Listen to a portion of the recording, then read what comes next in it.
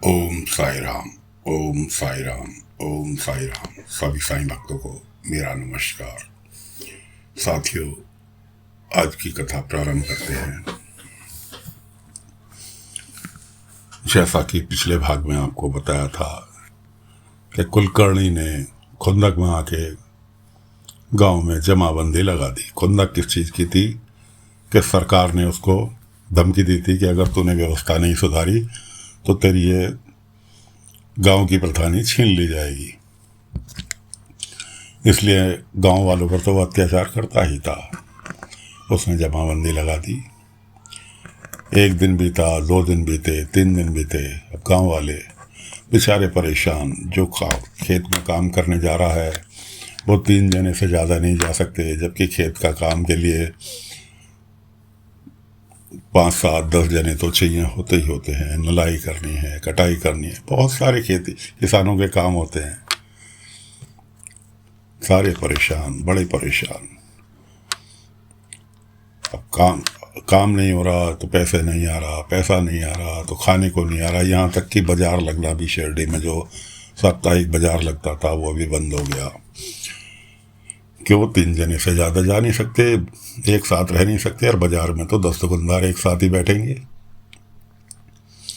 4 जने वहाँ पर उनके पास जाएंगे, इसलिए बाजार भी नहीं लगा। अब बेचारी लक्ष्मी जो थी वो कंडे बेचती थी, उपले बेचती थी। वो और उसकी सहेली चंपा दोनों उपले बेचती थी घर घर जाकर। कोई उनके उपले खरीदने के लिए तैयार नहीं। बेचारी पूरे गांव में घूमी आई, किसी ने एक भी उपला नहीं खरीदा। वो हार के बाबा के पास पहुंचती है लक्ष्मी अपनी सहेली चंपा के साथ। अब वो शख्स आके बताना नहीं चाह रही बाबा को। बाबा ने उसको आवाज़ दे के बुलाया, क्या छुपा रही है? उपले की टोकरी उसने अपने पीछे कर ली। बाबा ने कहा, क्या छुपा रही है? तो वो अंदर आ, वो द्वारका माई में अंदर पहुंच गई, उपले की टोकरी बाहर रख के। उसने बताया, साईं ऐसे ऐसे बाजार नहीं लग रहा, कोई काम नहीं हो रहा। सब घर में जहाँ 3 टाइम खाना खाते थे, एक ही टाइम खाना खा रहे हैं। बाबा ने कहा, तूने कुछ सुबह से खाया? कि नहीं। बाबा को बड़ी चिंता हुई। कहा, भाई खैर। बाबा ने उसको, बाबा के पास खाना रखा हुआ था, क्योंकि बाबा के पास तो प्रतिदिन खाना आता था बैजमा के यहाँ से। बाबा ने उनको, दोनों बच्चियों को खाना देना चाहा। लक्ष्मी ने मना किया, नहीं साईं आप भूखे रह जाओगे, हम खा लेंगे। तो बाबा ने कहा, तो मेरी चिंता ना कर, तो खाना खा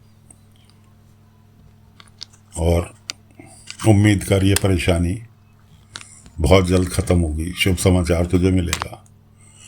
ये साईं कैसे पता चलेगा शुभ समाचार?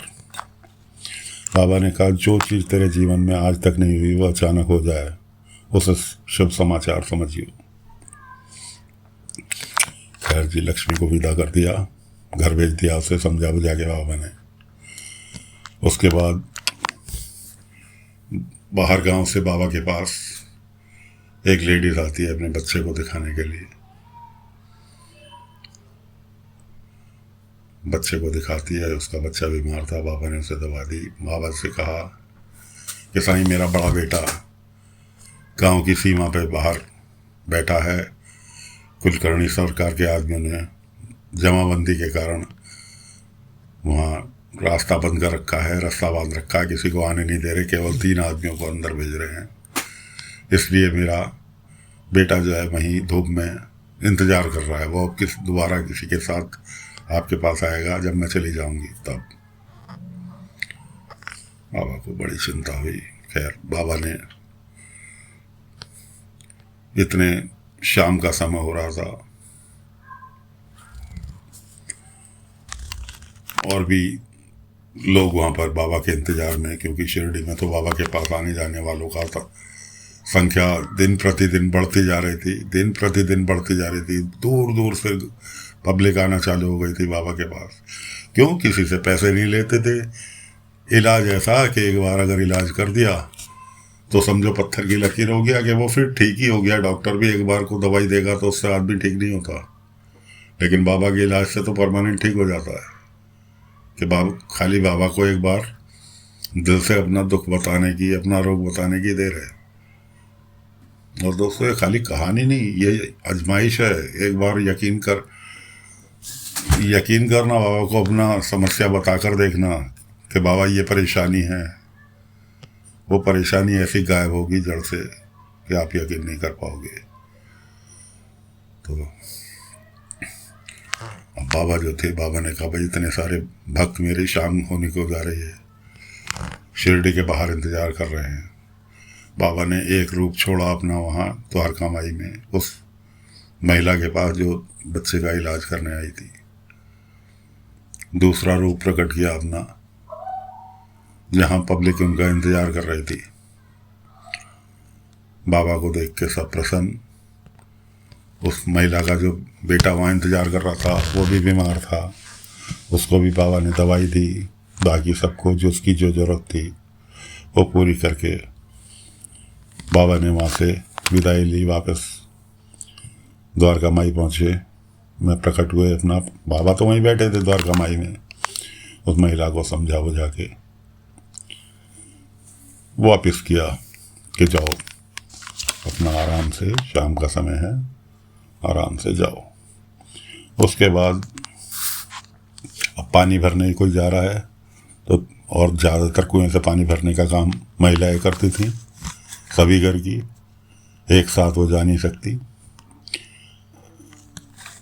गांव की ही एक महिला हिंदू, वो गर्भवती थी, अपने घर से बाहर निकल ही रही थी कलसा लिए हुए पानी लाने के लिए। इतने में राणो जी की पत्नी कावेरी वो उनके पास रुकी, कहने लगी आप इस अवस्था में कहाँ जाओगे, लाओ अपने कलसा मुझे दे दो, मैं भर के ले आऊँगी। इस बात को लेके कुलकर्णी के आदमियों ने वहाँ कावेरी से बदतमीजी चालू कर दी कि तू 2 कलसे पानी किसके लिए लेके जा रही है, एक कलसा हर किसी के लिए अलाव है, एक कलसा लेके जाओ। अरे बहुत दुखी करते थे कुलकर्णी के आदमी, गांव वालों को बहुत दुखी करते थे। इतने में किसी ने खबर दी कि ऐसे ऐसे कावेरी से, तेरी वजह से हिंदू से झगड़ा हो रहा है। इधर बायजामा थक हार कर बाबा के पास पहुंचती है कि साईं, कुलकर्णी के खौफ से कोई भी मर्द आगे बढ़ने के लिए तैयार नहीं है, और ये जमाबंदी इस तरह चलते रही तो भूखे मर जाएंगे। वैसे ही सूखा पड़ा हुआ है गाँव में, काम नहीं, धंधा नहीं, कुछ बाजार से ला नहीं सकते, कैसे काम चलेगा। बाबा ने कहा बायजामा से, नारी शक्ति के बारे में सुना है तुमने कि जो काम मर्द नहीं कर सकते वो काम औरतों को करना होगा। बायजामा की भी कुछ समझ में आया। उन्होंने कहा ठीक है साईं, चलती हूँ। इतने बायजामा वहाँ से निकल ही रही थी, रास्ते में ही थी, इतने में कुएं के पास हाथापाई में उसका पानी कुलकर्णी के आदमियों ने लेकर फेंक दिया। छीना झपटी का माहौल था। बदतमीज तो थे ही कुलकर्णी भी और उसके आदमी भी। उधर से हिंदू जिसकी कलसा भर के लेके जाना था कावेरी को, वो आ गई। पानी कुएं के पास पड़ा ही रहता था। छीना झपटी के माहौल में उसका पैर फिसला, वो गिर गई। प्रसव पीड़ा चालू हो गई, जो कि कुछ दिन बाद होनी थी। प्रसव पीड़ा चालू हो गई। अब उधर बायजामा रास्ते में थी, वो आई, वो भी वहीं पहुंच गई। अब कुलकर्णी के आदमियों ने अपनी हेकड़ी दिखानी चाहिए कि 3 जनों से ऊपर कोई नहीं रुक सकता। अब वहाँ बेचारी वो इंदु नाम की महिला जो थी, वो पीड़ा से परेशान, उसका आदमी आ गया भाग के। सब चिंतित कि इसको कैसे क्या किया जाए। बायजामा पहुंच गई। बायजामा ने हड़काया तो 2-4 औरतें और पास आ गई। फिर कुलकर्णी का आदमी नहीं माना, वो लठैत ले आया गांव के, जो कुलकर्णी के परमानेंट लठैत थे, बदमाश थे, उन्हें ले आया। पर बाईजामा से रहा नहीं गया, उसकी बदतमीजी देखते हुए बाईजामा ने एक दो हाथ उसके जड़ दिए कुलकर्णी के आदमी के, कि तू बिगाड़, क्या बिगाड़ रहा है हमारा, कि और अगर नहीं गया यहाँ से तो और पिटेगा। इतने में एक महिला दाई को बुला के ले आई, जो प्राइवेट नर्सें होती थी, घर घर जाकर डिलीवरी कराती थी, उनको ले आई। दाई ने देखा, उसने कहा भाई बच्चा पेट में घूम गया है गिरने की वजह से, मेरे बस का रोग नहीं है, इसको अस्पताल ले जाना पड़ेगा, सरकारी अस्पताल। बाईजामा ने कहा ठीक है, मर्द ले जा नहीं सकते। पास में चारपाई पड़ी थी,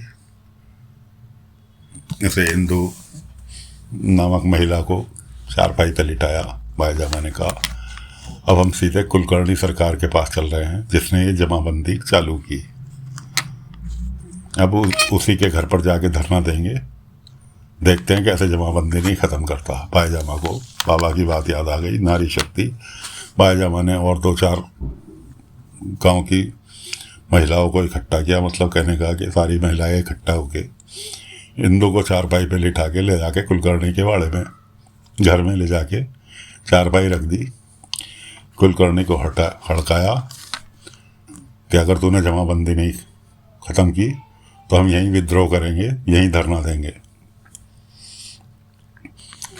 भला कुलकर्णी इतनी आसानी से कहाँ सुनने वाला था। उसने कहा तुमसे जो बने बना लो, जमाबंदी नहीं हटती। और इतना कह के अपने दरवाजे बंद कर लिए, घर के दरवाजे बंद कर लिए। बाहर चौक में धूप में और सभी औरतें जमा। आज के टाइम में तो धरना जिंदाबाद मुर्दाबाद से, लेकिन वो सब शांत होकर इंतजार कर रहे थे कुलकर्णी का। लेकिन बाईजामा ने इतना बोल दिया था कि धरना जब तक जारी रहेगा, विद्रोह जब तक जारी रहेगा, जब तक कि ये जमाबंदी खत्म नहीं होती। उधर इंदु नाम की महिला दर्द से परेशान। अब बारी आती है रुक्मणी जी की, कुलकर्णी की पत्नी। वो कुलकर्णी के पास आती हैं कि सरकार कुछ कहना चाहती हूँ। तो उसको भी कुलकर्णी पहली बात तो हड़का देते हैं, कुछ कहने की जरूरत नहीं है, बिल्कुल अपना मुंह बंद रख। सुनता नहीं था उसकी बिल्कुल भी, और बेचारी डरती थी वो। तो उसने कहा मैं ना इन औरतों की तरफ से बोल रही हूँ, ना इनके विद्रोह की तरफ से बोल रही हूँ, मैं आपको सिर्फ एक चीज़ समझाना चाह रही हूँ, ध्यान से सुन लो। उसने कहा हाँ बोलो। कि गर्भवती महिला है,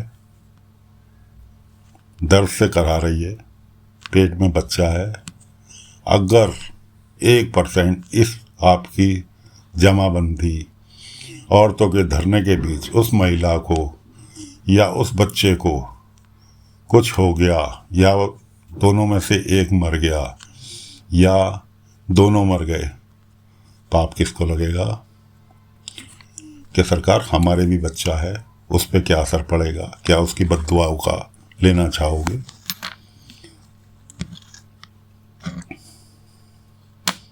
गांव वालों की बद्दुआएं लेना चाहोगे? हत्या तो आपके दरवाजे पे होगी, गांव में कहीं भी होती, उससे मतलब नहीं था। लेकिन आपके वाड़े में महिला मर जाए या उसका बच्चा मर जाए, दोष किसको लगेगा? क्यों? आपकी जमाबंदी आपने की है। कुलकर्णी सोचने में लग गया कि हाँ भाई, आज तो मेरी पत्नी ने मुझे बहुत सही राय दी कि अगर इसमें से कोई भी मर गया तो खबर पहुंचेगी सीधे सरकार के पास, और मेरी तो गांव की परेशानी ख़त्म। कि पाप दोष तो अलग की बात है, लेकिन अगर ये सरकार के पास खबर पहुंच गई तो मेरी तो गांव की प्रधानी खत्म, क्योंकि सरकार ने थोड़ी मेरे से कहा है कि जमाबंदी कर लगा दे, उनका आदेश थोड़ी है, तो मैंने अपनी मर्जी से लगाई। कुलकर्णी ऐसा सोच ही रहा था। रुक्मणी जी ने फिर कहा, उसकी पत्नी ने, कि सरकार क्या सोचा, कुछ हो गया तो आपको भारी पड़ेगा, इज्जत अलग जाएगी, पाप अलग लगेगा। उसकी समझ में आया, तुरंत खड़ा हुआ, दरवाजे खोले, बाहर निकल के औरतों के पास गया। भाई मैं एक वैद्य हूँ, और कोई मेरे वाड़े में दुख से परेशान है, इसलिए मैं देखने आया हूँ। पास गया, देखा हालत खराब है। उसने कहा मैं केवल इसके प्रसव पीड़ा को देखते हुए जमाबंदी ख़त्म कर रहा हूँ और आप लोग इसे अस्पताल ले जा सकते हैं। मैं फिर गया था। वो तो औरतों ने तो कुलकर्णी सरकार जिंदाबाद के नारे लगाने चालू कर दिए, बाईजमा को छोड़ के केवल। बाकी सभी गांव की महिलाएं जो थी सीधी सादी थी, अनपढ़ थी, तो उनको क्या पता कि क्या कहानी चल रही है। तो इस तरह से कुलकर्णी सरकार ने जमाबंदी ख़त्म कर दी।